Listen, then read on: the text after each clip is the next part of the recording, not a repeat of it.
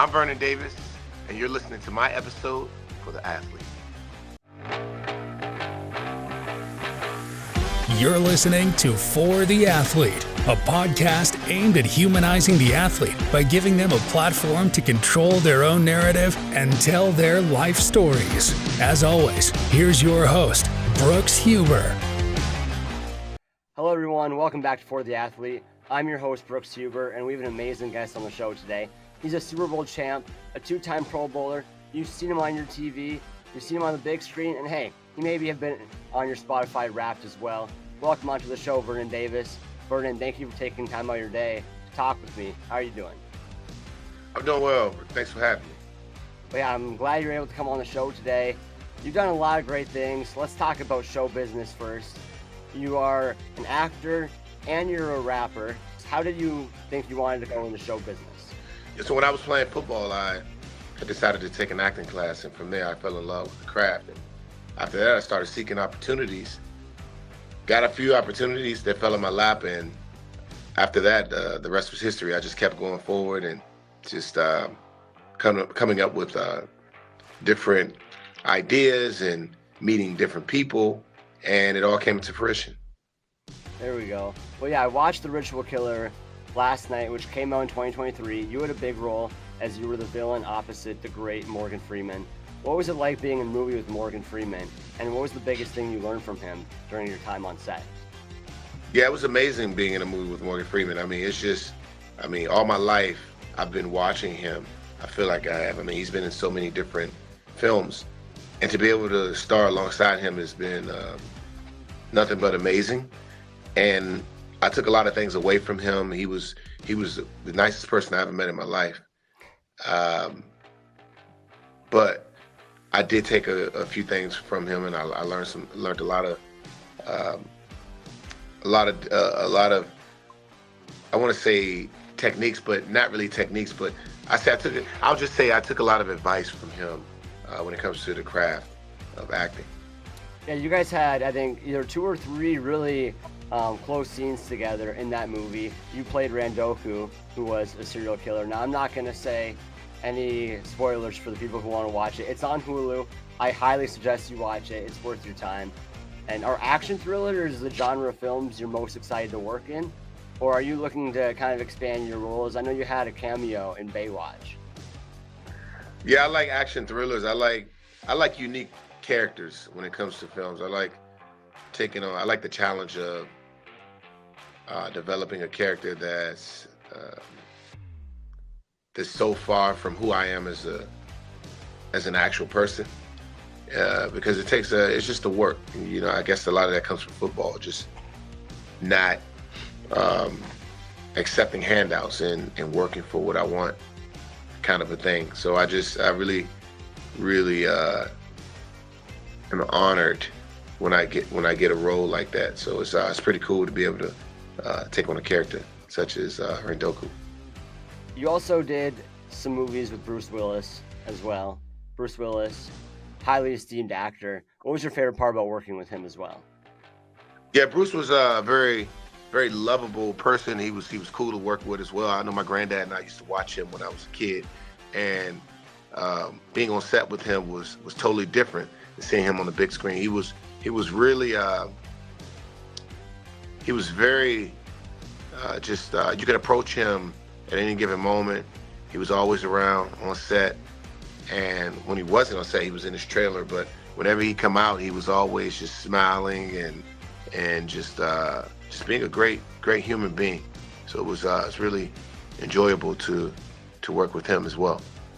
When you're doing movies with a Bruce Willis or Morgan Freeman, how much different is your preparation doing those roles compared to playing a football game? I think every role should be approached the same, but when you're working with guys like that, you have to understand that these guys they've done a lot of work, and they don't really have time to play around. They want to get the shots, they want to get their work done, get in and get out. So I really have to make sure that I'm on top of my stuff and make sure that I'm well prepared, which is in my background anyway. When it comes to playing in the National Football League, you have to make sure that you're well prepared, or you won't have any success. So I just wanted to make sure that I was just ahead of the game and definitely well prepared when it came to working with guys of that stature. And I mentioned you're big in show business. You're an actor. You're also a rapper. You came out with an album called Showtime. What's your favorite track, and what do you hope listeners take away from it? My favorite track would probably be "A Bounce Like This," I would say. Okay. I like Bounce Like This because it's one of those songs. It was a song that I made. It's one of my first songs, and I made that song thinking about like where I am in life at the moment, like what I'm doing. And when you hear the song, it's a high energy song, but it's talking about like what I'm doing at the moment. This is how I'm rocking out. This is how I'm going forward with my life after football. Okay. You know what I mean? So it's inspired by that. So when you hear it, it's just like high energy, just like go-go music. Go-go music is a genre of music that's based here in Washington, D.C. Started by one of the great musicians, Chuck Brown. He's a legend here in Washington, D.C. He really put go-go on the map. But that's also something the song is inspired by. So when you hear it, you're just going to make you want to just bounce. You know what I mean? That's awesome. Okay, you mentioned DC. You're a DC native. Before we talk about you lighting it up in Maryland and dominating the combine on your way to NFL stardom, let's talk about how you got there. I, this week, just found out that you and Vontae Davis are brothers. I never put two and two together. That's awesome. And you two both played in the NFL and faced a different childhood than most. You both grew up in Washington, D.C., and were raised mostly by your grandmother. How did having her support and guidance help both of you and Vontae achieve your dreams of playing in the NFL? Yeah, I think my grandmother she's the rock. She's like we owe her, of course we gotta give thanks to God, but my grandmother was the stepping stone. She really kept everything together. She was the inspiration behind a lot of the things that Vontae and I were able to do and accomplish, and we give her a lot of credit for that. And our only hope and goal was to be able to make sure that we can go the rest of our lives taking care of the woman who gave us hope, which was my grandmother. And so be it. That's amazing. Grandparents are the best. I love my grandparents. They're probably listening to this episode right now, so if they are, huge shout out to you guys. And let's transition to your time in the NFL. You came into the draft in 2006 as a can't-miss, freakish athletic prospect out of Maryland. How would you characterize your time in Maryland, and why did you end up going there? Well, I went to the University of Maryland because I wanted to stay close to home. I wanted to stay close to my grandmother, my siblings. I have 6 younger siblings. I still have 6 siblings, but at the time, I've always been the oldest. So I was always that father figure when it came to my siblings, and I wanted to stay close to them and my grandparents, and that was my key factor in staying close to home. There we go. Well, yeah, after that, you went to the NFL, played with the Niners, got drafted 6th overall, and had the fastest 40-yard dash time for a tight end. That record still stands today, even after all these years. However, when you're in the NFL, it took you a couple of years to hit your stride. How do you characterize the early parts of your career, and how did the ups and downs help pave the way for the rest of it? Yeah, well, Maryland was the. I remember walking into Maryland, and I was on. I felt like I was on a mission, and my only mission was to make sure that I was outworking everyone. And what I did at Maryland was going to be the foundation for what I did, whatever I decided to do in the future. And so I feel like I laid out a really good platform when it comes to like hard work and dedication and giving my very best. And I took that same formula and I put it into everything that I did when I made it as a pro. And it catapulted me into different spaces when it comes to the Pro Bowl, being all pro, and having an ample amount of success in football. So it did transfer over, but that was definitely, Maryland was definitely the foundation for my entire career.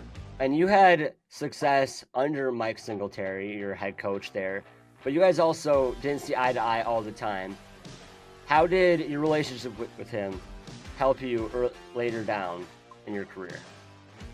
Yeah, I think Terry was in the right place. I mean, he was in the right place at the right time, and you know, my relationship with him was nothing but amazing. He was a great human being. I'm elated to have had him to be able to help direct my path and help me find myself. This is a young man coming into the NFL. You're trying to figure it out. You're trying to get adjusted, and you want to be a great teammate. You want to be a great leader. But I just had to learn how to do that, and I wasn't quite sure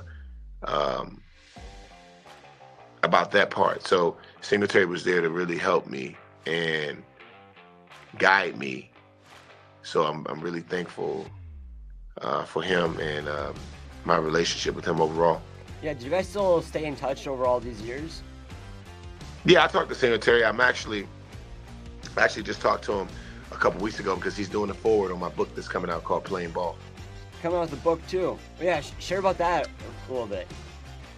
Yeah, my book's going to be released this year, late around Q4 of 2024, and I'm excited about that. I think it's going to be an amazing book. I know it's an amazing book because, people are going to read that book. They're going to cry. They're going to laugh. They're going to smile.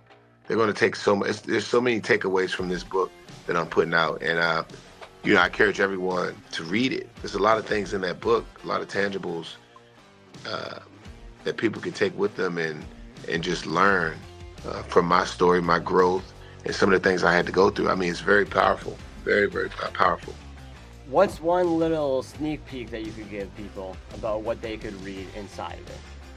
A sneak peek? I don't know where to start. I'm thinking just like a sneak peek of what they can read. Maybe just, I didn't always have, a lot of people might say, wow, but I think Singletary talks about it best in the book. But I didn't have the best hands when it comes to catching footballs. Like, I wasn't a natural pass catcher. I had to work on it. And that's something people will see in the book when they read it. Singletary talks about it. He really talks about it, and it's pretty inspiring because a lot of people out there that's not natural at something. It shows them what they need to do to be great. You know what I mean? And yeah, it's awesome. I feel like every opportunity I had to catch the ball, I was able to come through and catch most of the passes that were thrown my way. That's only because I put the work in. Yeah, you played in the NFL for 14 years catching passes and made it to 2 Super Bowls. One was after Singletary was fired and good old Jim Harbaugh became the Niners head coach.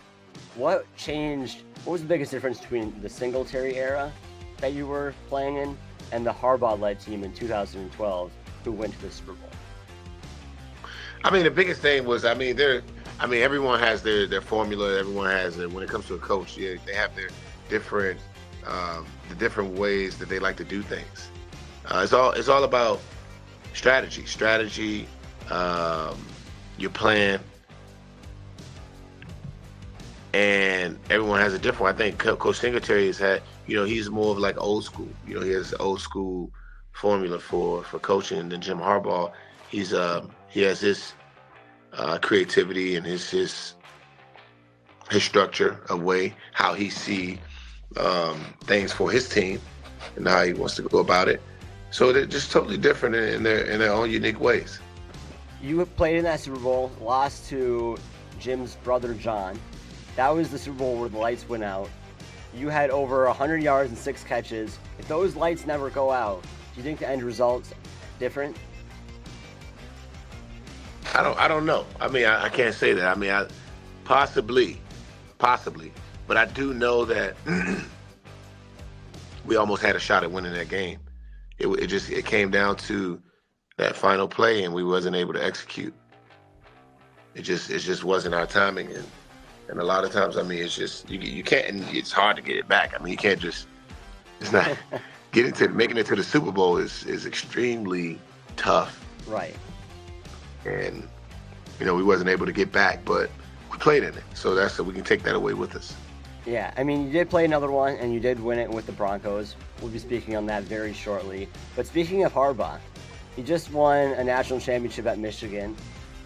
Do you think, knowing him, do you think he goes back to the NFL, or do you think he stays at Michigan? Because this will air in, I think, 6 days from now. So I don't think he'll be signed yet.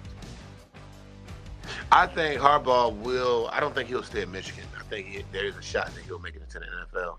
But yeah, he did win the national championship. That's pretty cool. I think we have to really think. I think the Harbaughs, they have something. Their energy that they have, I mean, it's crazy. And I said this early on. I said this year I should have recorded it so that I could document it. But I said that I think Jim Harbaugh. I thought that Jim Harbaugh was going to win make it to the national championship and win it. And if he did, I said that his brother will win the Super Bowl. It's just something about those guys, because if you think back to Super Bowl 47, it's the Harbaugh. It's the Harbaugh, right? Mm-hmm.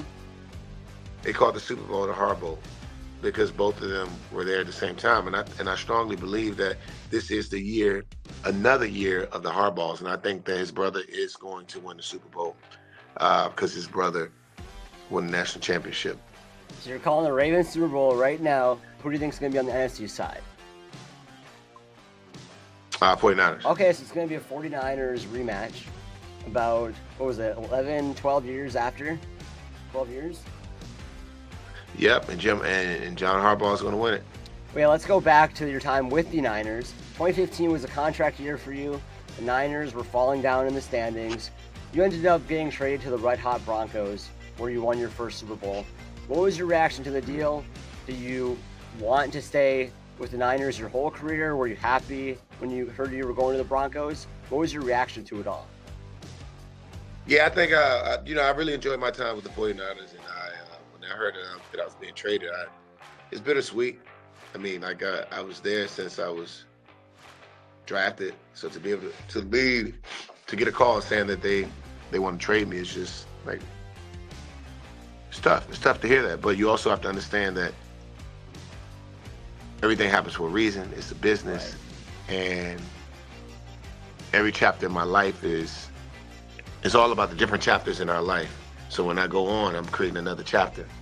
So I have to embrace that, and I did. I embraced it. I went on to Denver, ended up winning the Super Bowl there, and things started I started to see things from a different perspective after winning that Super Bowl, and I started to really understand that life is really all about those different chapters in our life. So you definitely have to understand that and just move forward with the optimistic approach. When you say you saw life from a different perspective, what exactly do you mean by like that different approach? I mean, like life from a different perspective and having a different approach. It's like every time something happens to us in life, before that thing happens, we look at something a certain way. Like I might look at like before I got traded, I was my perspective was like, whether I'm playing good or I'm playing bad, I'm always gonna be a 49er, right? I didn't look at it like a business. Like they would want to get rid of me, even though I was playing okay, they still wanted to get rid of me, right? I wasn't looking at things like that from a business standpoint. But when I was traded, at that moment, I started to reflect, and I said, you know what? I can't get upset. I can't speak bad on the 49ers, because this is a business. So my perspective changed at that moment. So now when I go to Denver,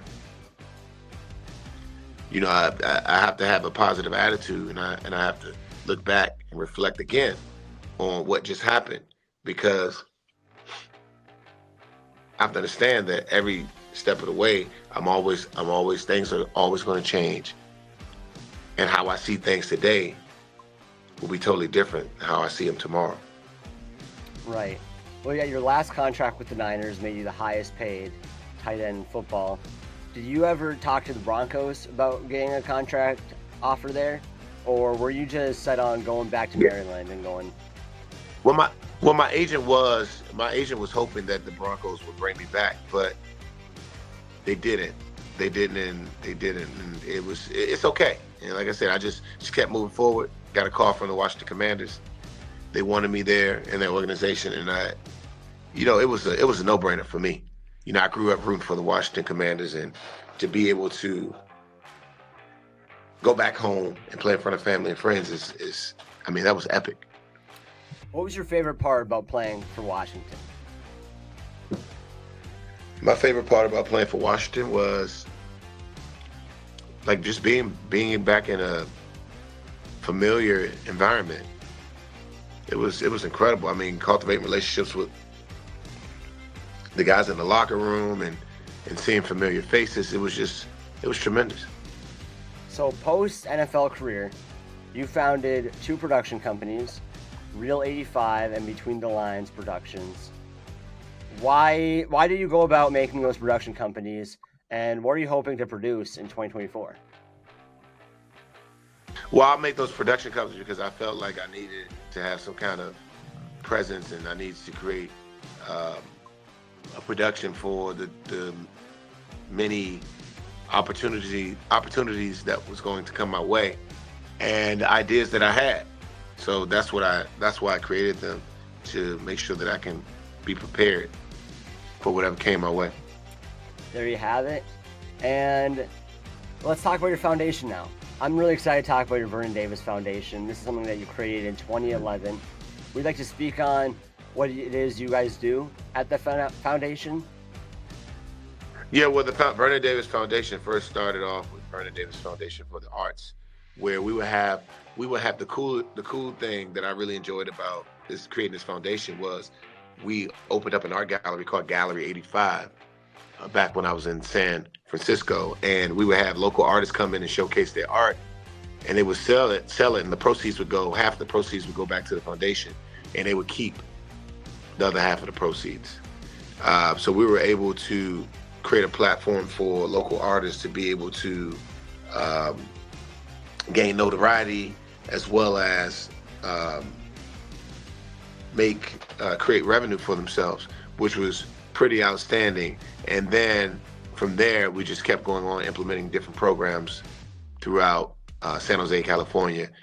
And when I arrived in Washington, D.C., I was looking at a lot of the things that the Washington Commanders were doing with their charitable foundation. So I changed the name, and it became the Vernon Davis Foundation, where I was able to reach all sectors of life when it comes to giving backpacks, feeding the homeless. What else? Continuing to work with art programs and come up with different ways to give back in that way. Also, I created Vernon's Closet, where I collected items from my teammates and friends and gave them back to like the Boys and Girls Club. So I started to do more. I had more range and flexibility. And today I'm still doing the same thing. I was just honored with the Community Hero Award presented by Stephen Carey and Katie Ledecky.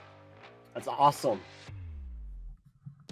Yes. Why is giving back to you so important? Is there like a distinct reason? Because obviously giving back is amazing.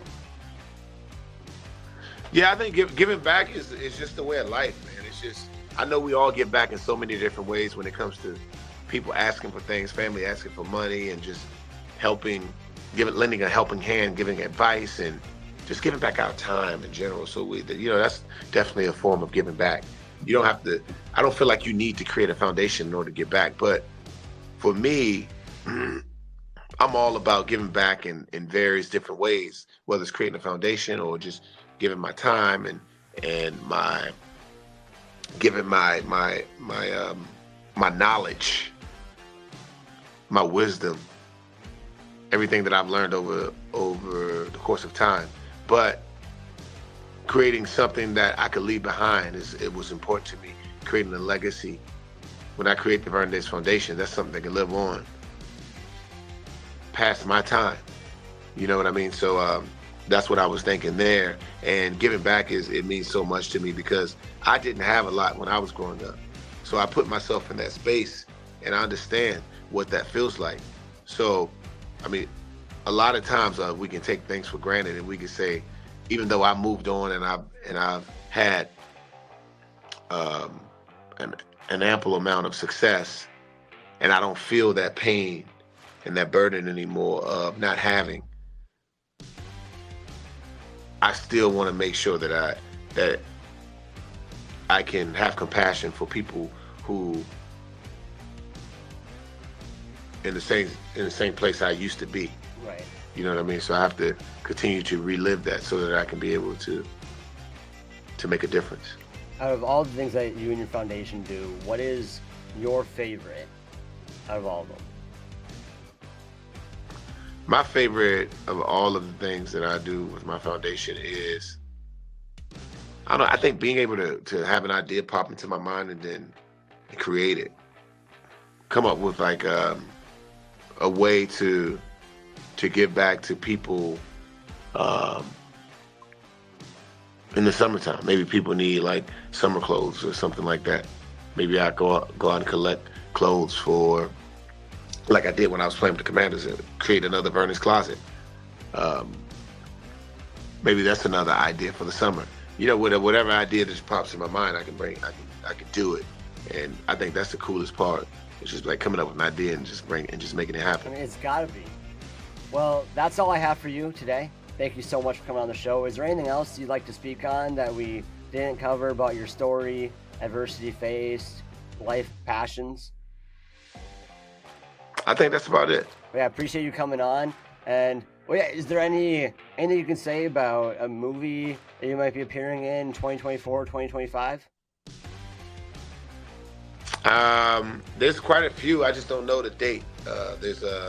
We have 72 Hours that's coming out. We have Christian Sesma was the director. Christian Sesma was the wonderful director on that. He was amazing. It's amazing to work with him. He was awesome. We have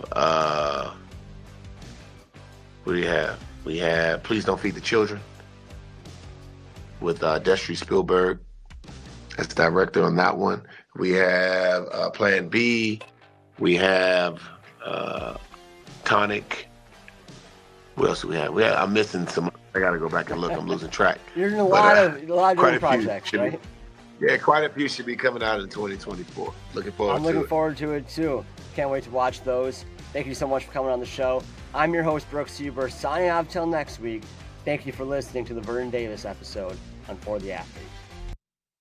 Thanks for listening to For the Athlete. As always, be on the lookout for another athlete appearance next week. Make sure to follow us on Instagram, YouTube, TikTok, and wherever you listen to podcasts.